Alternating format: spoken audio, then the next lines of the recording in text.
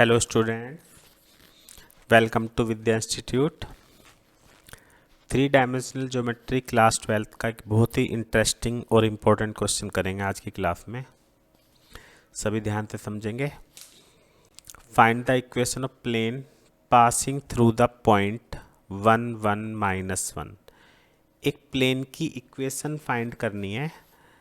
पहले हम क्वेश्चन का मीनिंग समझेंगे। जो इस पॉइंट से पास कर रहा है, ठीक है, मतलब एक पॉइंट गिवन है और ये गिवन है कि ये प्लेन दो प्लेन के परपेंडिकुलर है जो हमें फाइंड करना है। मान लेते हैं हमें ये वाला प्लेन फाइंड करना है जो यहाँ पे हमारा ये फर्श है, रूफ है, सॉरी फ्लोर। तो टू फाइंड, ये हमें फाइंड करना है। हमें गिवन है कि इस प्लेन के ऊपर एक पॉइंट है 1 1 -1। हर प्लेन का एक नॉर्मल होता है, तो जो हमें प्लेन फाइंड करना है मान लेते हैं उसका नॉर्मल ये है और जिसके डायरेक्शन रेशियो ABC है।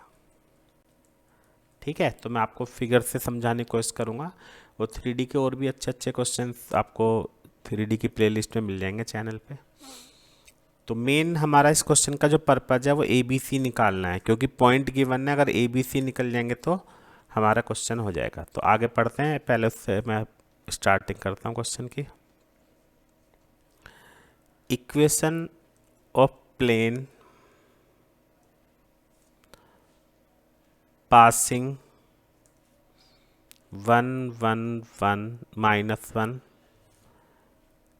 and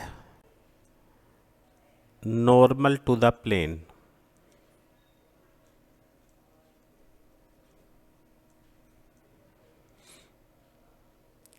is normal। ये नॉर्मल है। तो क्या इक्वेशन होगी? पहले मैं फॉर्मूला लिख देता हूँ। A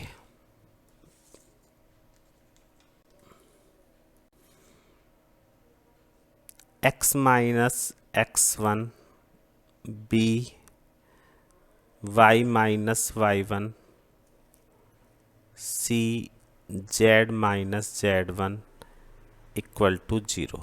ये प्लेन की इक्वेशन है जो हमें फाइंड करना है। इसमें हमें ABC नहीं पता है, तो x1 की जगह हम क्या लिखेंगे 1, y1 की जगह भी 1 और z1 की जगह लिखेंगे -1। तो अब हम क्वेश्चन स्टार्ट करते हैं। हमें ABC चाहिए। अगर ABC मिल जाएंगे तो हमारा क्वेश्चन हो जाएगा। अब देखो, पहले फिगर में समझते हैं। जो हमारा प्लेन है ये दो प्लेन के परपेंडिकुलर है। उनमें से एक प्लेन हमारा ये है x + 2y + 3z equal to 7 और एक प्लेन हम ले लेते हैं ये।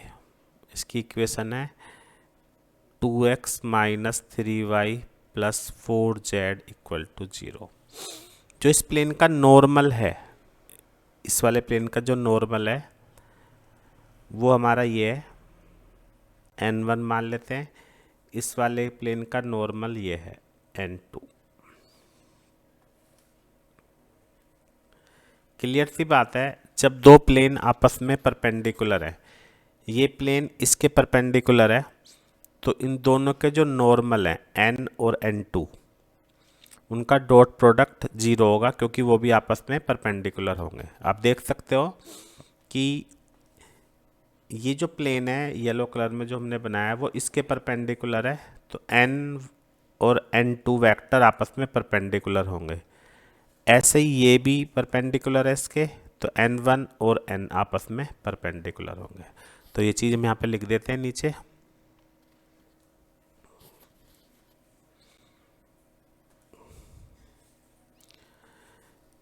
दो प्लेन गिवन है, तो normal of plane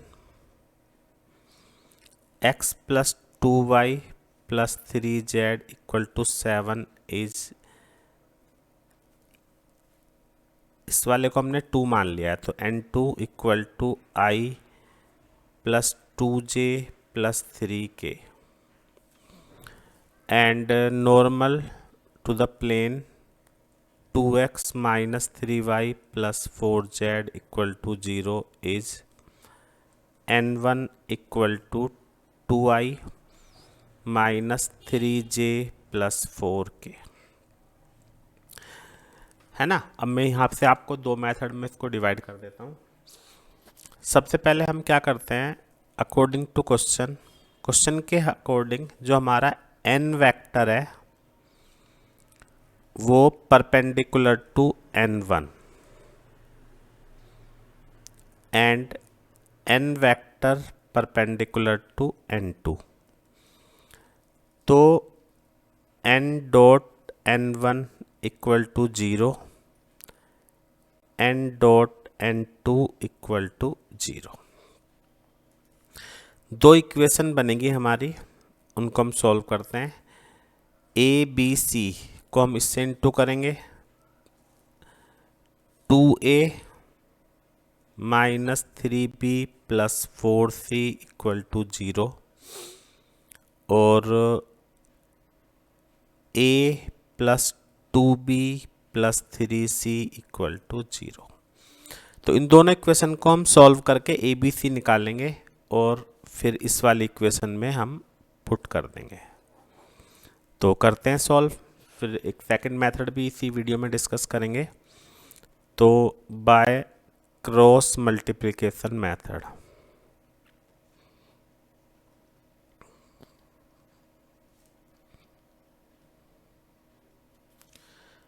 A B और सी, बीच वाले में माइनस लेते हैं, सभी को आना चाहिए। कैसे मल्टीप्लाई करी जाती हैं, जब हमें ए निकालना होता है तो हम इनको लेते हैं मल्टीप्लाई में, तो कितना आएगा -9 -8, 2 4 जा 8। जब बी निकालते हैं तो बी वाले को छोड़ देते हैं, इसको छोड़ देते हैं, तो 3 2 जा 6 -4 1 जा 4। सी को निकालते हैं तो सी वाले को छोड़ देते हैं, 2 2 जा 4 -3 1 जा 3। तो a अपॉन -17, b अपॉन -2 और c upon 7। A B C हमारे डी आर्स होते हैं, तो हम ए बी सी को यहाँ पे -17 या ऐसे भी कर सकते हैं, इसको आप यहाँ पे लैम्डा ले लो, तो ए हो गया -17 लैम्डा, बी -2 लैम्डा और सी हो गया 7 लैम्डा, और पुट ए बी सी इन 1। तो -17 और x -1, मैं यहाँ पे लैम्डा का यहाँ पे कोई रोल नहीं है, अगर यहाँ पे आप लैम्डा नहीं लोगे तो भी चलेगा, ये लैम्डा हमने कॉमन ले लिया। तो -17 x -x1 -2 x y -y1 और +7 z +1 इक्वल टू 0। तो -17x +17 -2y +2 +7z +7।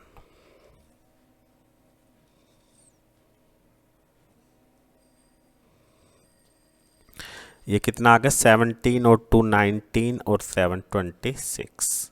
तो ये हमारा आंसर हो गया।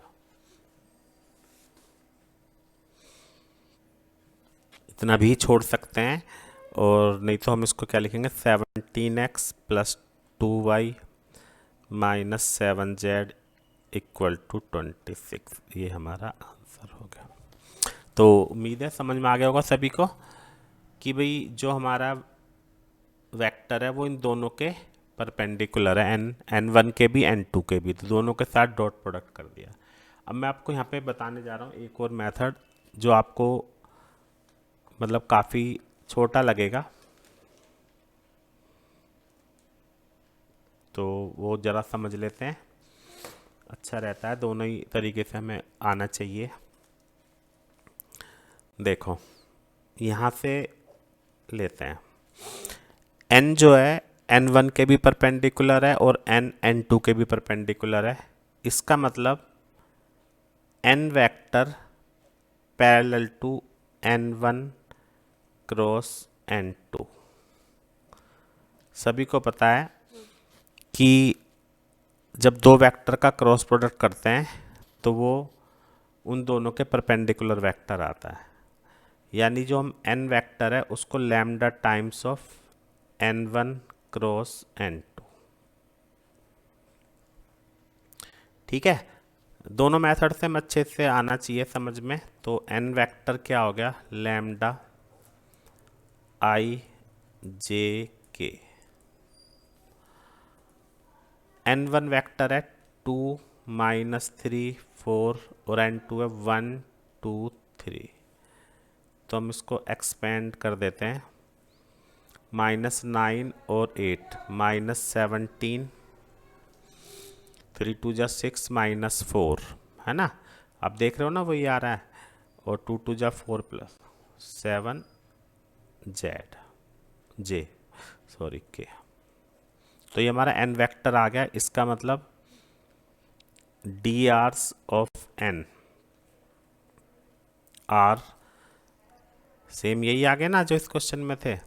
तो a equal to -7, b equal to -2 और c इक्वल टू 7 लैम्डा।